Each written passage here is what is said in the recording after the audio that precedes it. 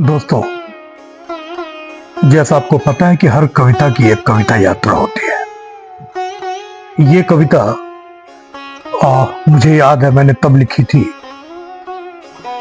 जब मेरी बेटी, जो उस समय करीब 4 या 5 साल की थी, मेरे पीछे खड़ी थी। मैं शेविंग कर रहा था और मेरे फादर, जिन्हें हम बाबूजी कहते थे, उनका स्वर्गवास हुए, उनका इंतकाल हुए करीब 6 महीने हो गए थे।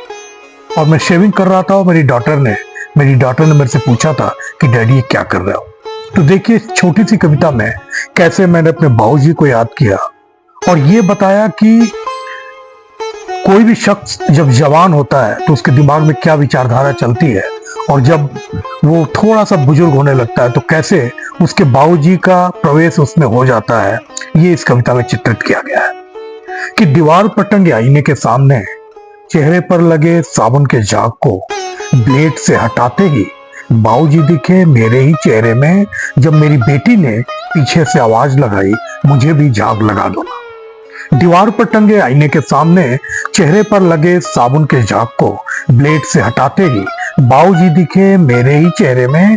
जब मेरी बेटी ने पीछे से आवाज लगाई, मुझे भी झाग लगा दो ना। और अचानक 40 साल पहले की मेरी ही आवाज की अनुगूंज सुनाई दी मुझे। और अचानक 40 साल पहले की मेरी ही आवाज की अनुगूंज सुनाई दी मुझे, और मैं मुस्कुरा कर रह गया ठीक बाबूजी की तरह। और मैं मुस्कुरा के रह गया ठीक बाबूजी की तरह। आंखों के छोर से याद आ गया, आंसू के रूप में आंखों के छोर से याद आ गया उनका धोती पहनना, चश्मा पहनना, खद्दर पहनना। देखिए, बाबूजी का चित्र बना रहा हूं कि आंखों के छोर से याद आ गया उनका धोती पहनना, खद्दर पहनना, चश्मा लगाना, छड़ी पकड़ना, जल्दी सोना, जल्दी उठना, पढ़ना पढ़ाना, टोकना डांटना, और हम सब कर बिदक कर पूछना, बाबूजी तुम कैसे रहते हो, क्या करते हो। ये जनरेशन गैप की बात कर रहा हूं मैं। और अचानक आंखों के छोर से याद आ गया उनका धोती पहनना, खद्दर पहनना, चश्मा पहनना, छड़ी पकड़ना, जल्दी सोना, जल्दी उठना, पढ़ना पढ़ाना, टोकना डांटना, और हम सब कर बेधक कर पूछना, बाबूजी तुम कैसे रहते हो, क्या करते हो।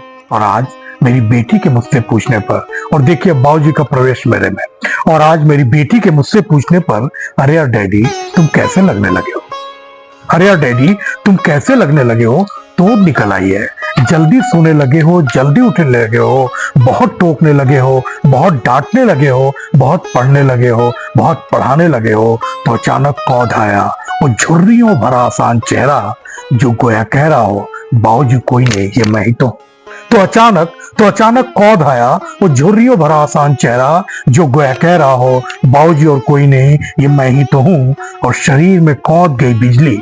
देखिए, इस कविता के अंतिम लाइन दे रहा हूं आपको। और शरीर में कौंध गई बिजली उस आग की जो फैल गई थी बाबूजी के जिस्म पर शमशान में, और मैंने जिसे आंसुओं के समंदर में भिगोकर भुला दिया था, और मैंने जिसे आंसुओं के समंदर में भिगोकर भुला दिया था।